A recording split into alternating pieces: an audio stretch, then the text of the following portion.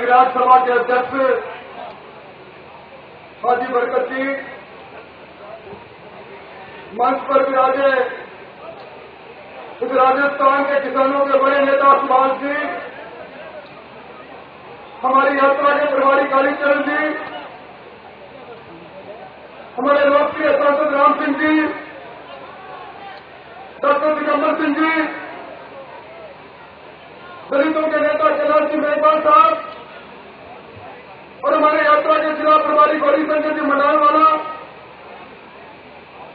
हमारे जिलाध्यक्ष बसंत जी,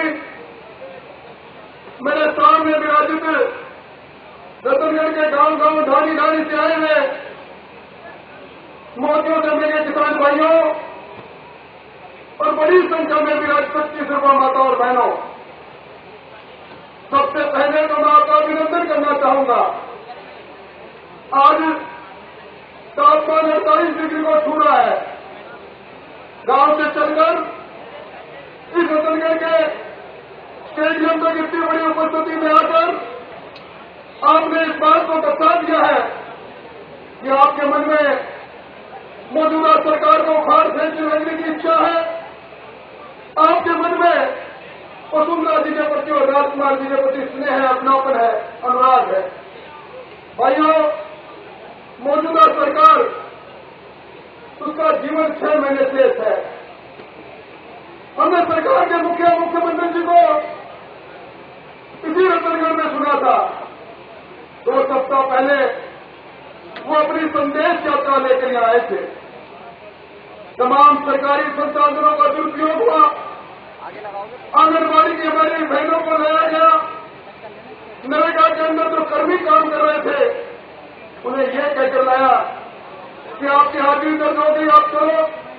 उसके बाद भी जितनी बड़ी संख्या में मेरे सामने लोग विराजित है उसके 10% लोग भी वहां नहीं थे। और उन्होंने रतनगढ़ में आकर जिस प्रकार की भाषा का उपयोग किया, मुझे बड़ा अफसोस है।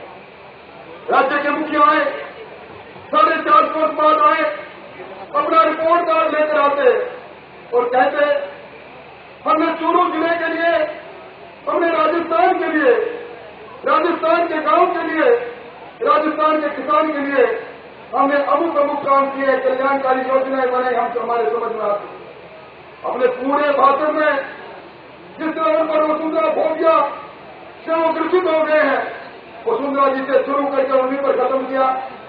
मुख्यमंत्री जी, अब लोग आपसे जानना चाहते हैं, आप क्या संदेश देना चाहते हैं? क्या आप ये संदेश देना चाहते हैं?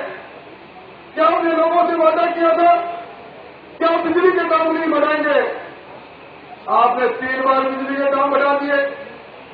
3.5 रुपये यूनिट की बिजली मिला करती थी घरों में।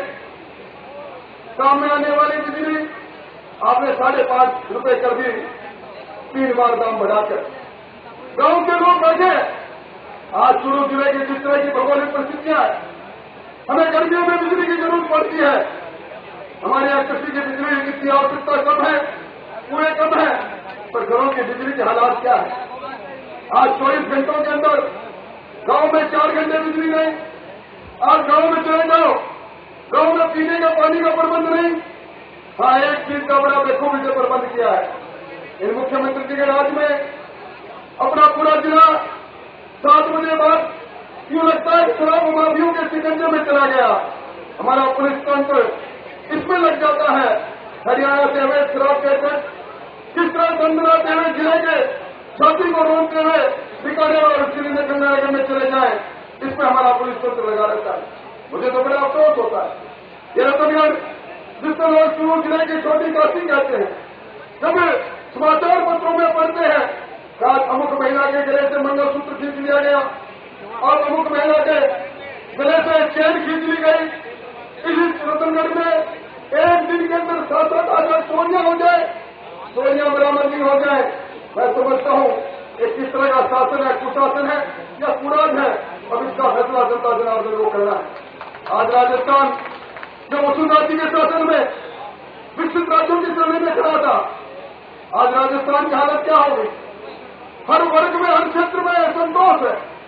राजस्थान हर क्षेत्र में पिछड़ता चला गया। चाहे शिक्षा देख लो, चिकित्सा देख लो, सड़क देख लो,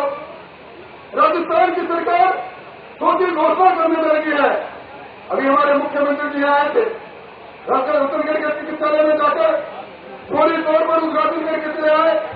पत्रकारों को कहने लगे मैंने मुफ्त दवाई के बाद मुफ्त जांच का प्रबंध कर दिया है। मैं पूछना चाहता हूं भाइयों, आज रतनगढ़ के चिकित्सालय की हालत की परिस्थिति से छुपी हुई है, डॉक्टरों में पद रिक्त पड़े हैं, और जिस तरह की आपातकाली का वातावरण हुआ है, मैं समझता हूं कि जनता अब एक चीज का सबका मूल्यांकन भी कर रही है। आज राजस्थान के अंदर अगर राजस्थान की परिस्थिति हो रही है तो इस बात को लेकर रही है कि राजस्थान में अपराध की दृष्टि से राजस्थान देश में सिरमौर होता जा रहा है। अभी आपने राष्ट्रीय महिला आयोग की रिपोर्ट में पढ़ रहा था, उस रिपोर्ट में लिखा कि राजस्थान के अंदर पिछले वर्ष की तुलना में महिलाओं पर दुष्कर्म की घटनाओं में 39% की बढ़ोतरी हो गई। ये हमारे लिए शर्म की बात नहीं है तो क्या है। आज राजस्थान के अंदर दलितों पर अत्याचार, यूपी के बाद राजस्थान दूसरे नंबर का स्टेट बन गया। ये हमारे लिए शर्म की बात नहीं है तो क्या है। आज राजस्थान की राजधानी जयपुर के अंदर अपराधों की दृष्टि से महानगरों में तीसरे नंबर पर आ गई। ये हमारे लिए शर्म की बात नहीं है तो क्या है। और दूसरी तरफ आज मुख्यमंत्री जी लंबी चौड़ी बातें कर रहे हैं और गांव में जाए, और आपको याद होगा ये प्रशासन ने गांव के संघ का अभियान चला था, पूरा प्रशासन गांव की तरफ गया था, गांव में कैंप लगे थे। हमारे गांव के लोगों ने उस कैंप में दरखास्त दी थी, ये कहा था हमें पेंशन दो, उस पर तो पेंशन ये कहकर रिजेक्ट कर दी कि आपकी कमाऊ बूथ है, आप 48,000 से ज्यादा आपकी वार्षिक आय है। और अब अचानक चुनाव नजदीक देखकर सरकार ने गांव गांव में पेंशन के लिए अभियान चलाया। और भाइयों, आपने उस पीपीओ के ऑर्डर को देखा होगा, पेंशन के लिए जो कागज जारी है, आप इस गांव में जाकर देख लेगा, उसमें नीचे लिखा है ये पेंशन जो आपको दे है ये किसी भी वक्त बिना नोटिस के रद्द की जा सकती है।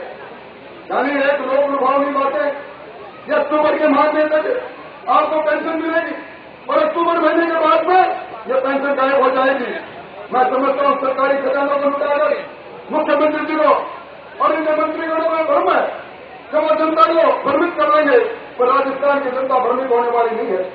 आज राजस्थान के अंदर वसुंधरा जी के प्रति लोगों का जो मैं गांव में देख रहा हूं, इस यात्रा के अंदर लंबे समय तक मुझे रहने का मौका मिला है। लोगों के मन में एक ही बात है कि पुरान कांड हो, वसुंधरा जी के नेतृत्व में नया सुराज आए, गांव का राज आए, गरीब का राज आए, वो राज आए जिस राज के अंदर गांव में 24 घंटे सिंगल फेज की बिजली मिला करती थी, वो राज आए जिस राज के अंदर 10,40,000 नौजवानों को सरकारी और गैर सरकारी नौकरी मिली थी, वो राज आए जिस राज के अंदर अमन चैन था, जिस राज के अंदर गांव में विकास का काम रुका नहीं था। इसलिए भाइयों, मेरा तो आपसे इतना ही निवेदन है, अभी वसुंधरा जी आपके बीच में 2 महीने और 13 दिन की यात्रा करके यहाँ आ रही है। 2 महीने 13 दिन सोनपुर की महारानी इस चिलचिलाती हुई धूप में जनता जनार्दन के बीच में जाकर आपकी आंख साथ मिलाकर आपके हाथ साथ जानने की कोशिश कर रही है। ये छोटी बात नहीं है। और मैं तो यही कहूंगा कि आज हमें इस दिन को इस रूप में लेना चाहिए। आज हम गांव से आए हैं, शहर से चल कर आए हैं, हम सबका बनिए होना चाहिए, हम संकल्प लेकर जाए तो जब तक इस शासन को उखाड़ नहीं फेंकेंगे तब तक चैन से नहीं बैठेंगे। आज महंगाई की क्या हालत, इस रात के अंदर जब बिजली पानी गायब हो गई वो महंगाई सिरों पर चली गई। मैं पूछना चाहता हूं सरकार के मुखिया से, जिसने कहा था आप अपने घोषणा पत्र में वादा करो जब महंगाई को कम करने के लिए डीजल और पेट्रोल में रेट को कम करेंगे। आपने 5 दिन पहले समाचार पत्रों में पढ़ा होगा, लगातार 5वें महीने डीजल के दाम फिर बढ़े, बिजली के दाम बढ़ रहे हैं, डीजल के दाम बढ़ रहे हैं, यूरिया के दाम बढ़ रहे हैं, खाद के दाम बढ़ रहे हैं। और आपको याद होगा भाइयों, पिछली बार किसानों को बीज बांटा गया, राजस्थान में कृषि विभाग ने बीज बांटा, बीज रथ गांव गांव गया। किसानों ने सोचा सरकार है, बीज देगी, इसमें भी प्रमाणित बीज होगा। और जिन किसानों ने सरकार पर विश्वास किया उनके साथ किस तरह का विश्वासघात हुआ आपसे छुपा हुआ नहीं, बीज अंकुरित नहीं हुआ। राजस्थान की सरकार के कृषि विभाग द्वारा, राजस्थान के बीज निगम द्वारा चूरू जिले में नकली बीज बांट किया जाए, इससे बड़ा दुर्भाग्य कुछ हो नहीं सकता और इससे ज्यादा नकारा सरकार कोई हो नहीं सकती। इन सारी बातों का जवाब एक है, तो तुम्हें आ गया है। अब इस सरकार का जीवन 3 महीने से है, 3 महीने बाद आचार संहिता आ जाएगी। 3 महीने बाद फिर वो मौका आएगा जब वोट की चोट से सरकार को नष्ट नपूट करने का अधिकार आपके पास आएगा।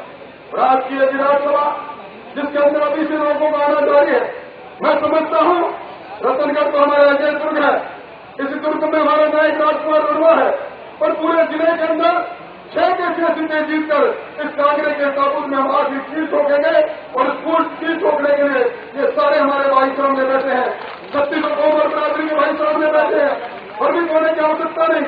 हमारा लक्ष्य एक है, वसुंधरा जी को मुख्यमंत्री बनाकर इस राजस्थान को विकसित राज्यों की श्रेणी में खड़ा करना है और विकसित राज्यों की श्रेणी में खड़ा करने के लिए बड़ी से बड़ी कुर्बानी दे देंगे और वसुंधरा जी को मुख्यमंत्री बनाकर इस राजस्थान के आन बान और शान जो समाप्त हो गई है उसे पूर्व ऊंची ऊंचाई को बचाने की कोशिश करेंगे।